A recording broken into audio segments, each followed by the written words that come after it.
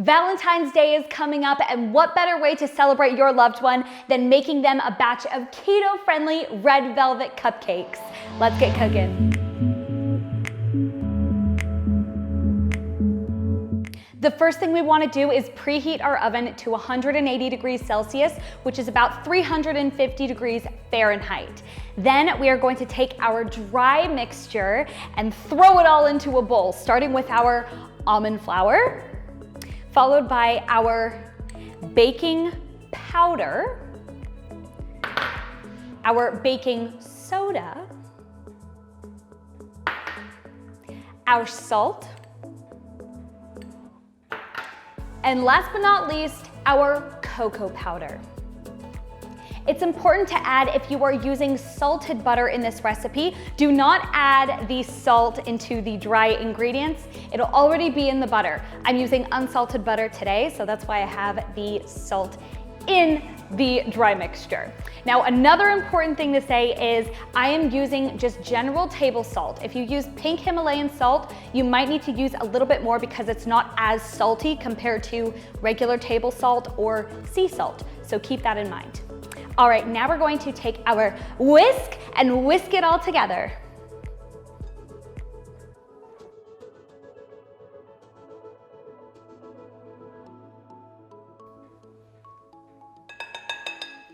Perfect. Now we're gonna move on over to our mixer and go ahead and pour in 3 eggs. So make sure these eggs are room temperature. That's super important for the consistency of this cake. Now what I'm going to do is just go ahead and whisk those together so they just get a little bit frothy. You don't want to over mix them, but you do want to get some air bubbles into that before we put the other ingredients in.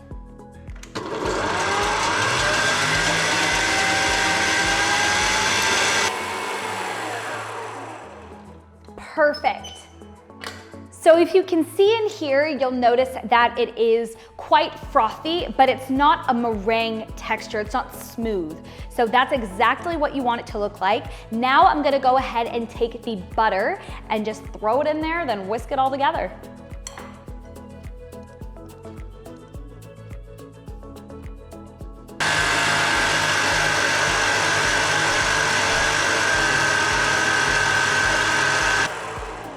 All right, now I'm just going to check it with my spatula.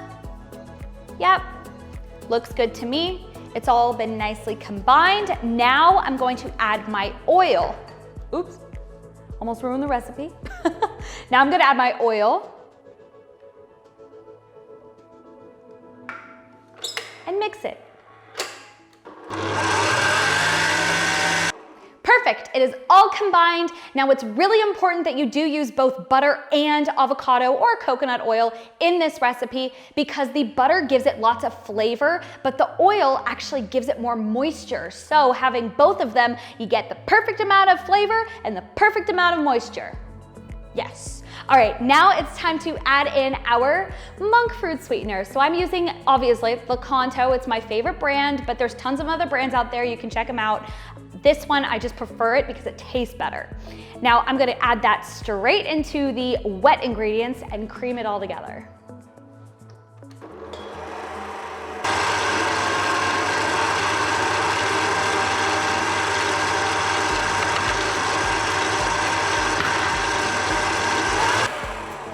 All right, that's in there. Now it's time to add our vanilla extract.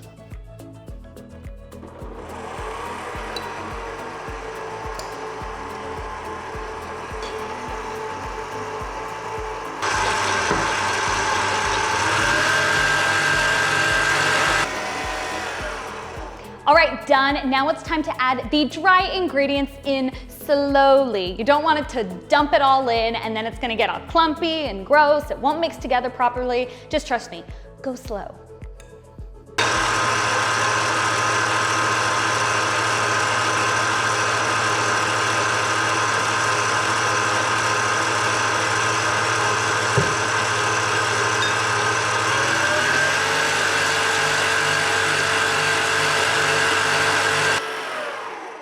If you see it clumping on the sides, take your spatula, open it up, and go ahead and just fold it all through because you don't want these crummy bits on the side to just all of a sudden fall into your cake when the batter's all done, and then you'll be biting into your red velvet cupcake and it tastes like sand.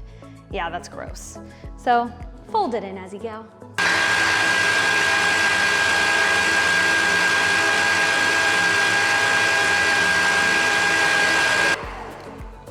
All right, now we are going to add an ingredient that might sound a little strange to some of you, but I assure you, you will not taste it in this recipe. We are adding apple cider vinegar. So a little bit of backstory. Red velvet cupcakes have actually been developed because people used vinegar in the recipe, which would react with the acidity of the cocoa powder and it would kind of give it a pinkish kind of tone to it. So hence why they called them red velvet. Now, since then, people have added in red food coloring, so it's a vibrant red color, but that's where it originally came from. So, fun fact, let's add that in.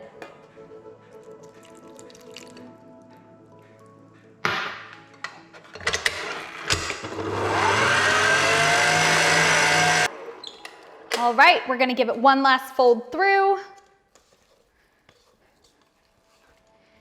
Looking good to me. So you want it to be kind of a mix between a wet mixture and kind of a doughy mixture. It's a little hard to explain. The reason why we want that is because these won't rise very much in the oven. So we're really gonna fill up those cupcake tins pretty high up. So you want it to be more of a dense mixture, not a typical runny cake mixture.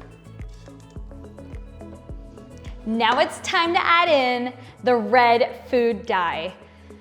Be very careful with this stuff because for some reason, it just gets everywhere. I don't even know how. One time, I found it behind my ears. I don't know how it got there.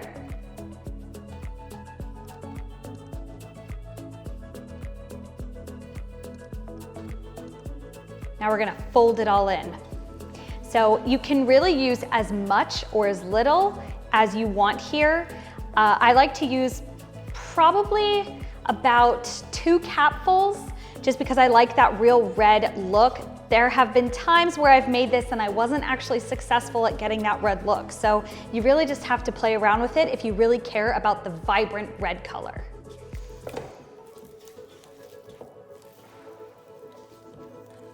All right.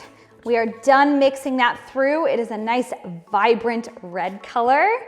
Just gonna scrape off the last remaining bits off the spatula. Gonna dye my finger red. Now it's time to place it into our cake tin, or cupcake tin, I should say. Muffin tin, cupcake tin. I don't even know what to call it. Let me know in the comments what you call this thing. I don't know. And I'm supposed to be the professional.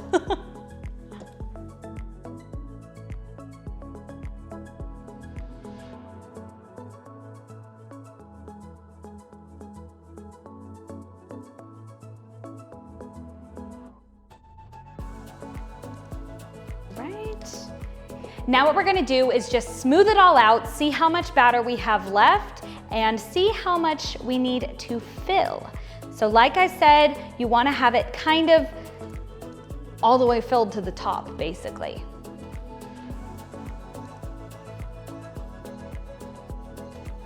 Now we're gonna put them in the oven for 20 minutes. However, halfway through, I want you to pull it out, give it a little jiggle. If it is jiggly, definitely throw it back in for another 10 minutes. If it isn't really jiggling, then do the toothpick trick. So the cupcakes have completely cooled down. I had them in the fridge for like 20 minutes or so. You just want them to be cool to the touch before you put the frosting on. Speaking of frosting, I went ahead and I made my favorite keto-friendly cream cheese frosting. It is so good. I will link it in the description below for you. It's like a 2-minute and something video. It's super, super easy as long as you have all of your ingredients room temperature. That's the key.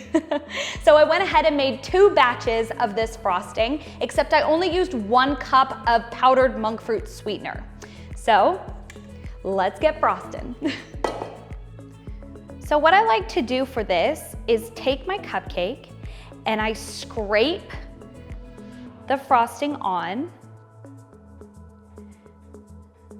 Make sure you get a nice big dollop of frosting.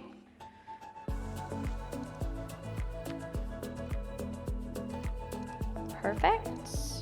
And it looks kind of messy right now, but that's totally fine. So what we're gonna do is just kind of scooch around to make it into like a mountain in a way. Yeah, that sounds about right. Now, once it gets to the top, you're gonna just swoosh like that. And if you don't like how it came out, you can just kind of keep playing around with it until you're happy.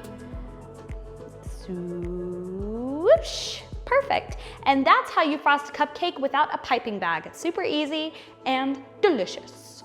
Thank you, Nana, for teaching me how to do that. Shout out to you.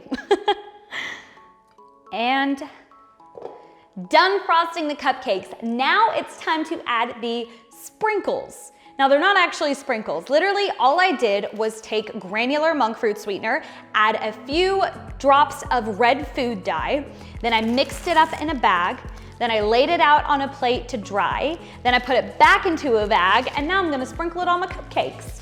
It's a nice little decoration. You don't want too much though, because it can get kind of sickening, but it's a nice little Valentine's Day touch.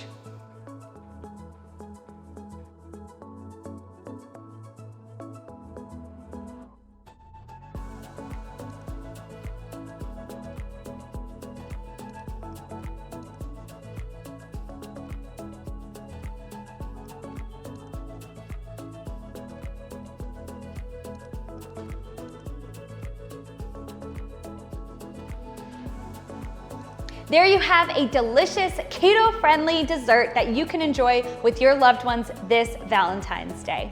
Please remember to like this video if you enjoyed it, comment on this video if you have any questions about this recipe, and please subscribe to my channel if you want to see more videos just like this one. Also, remember that the ingredients for this recipe is down in the description below. Anyway, I hope you have a great day. See you later.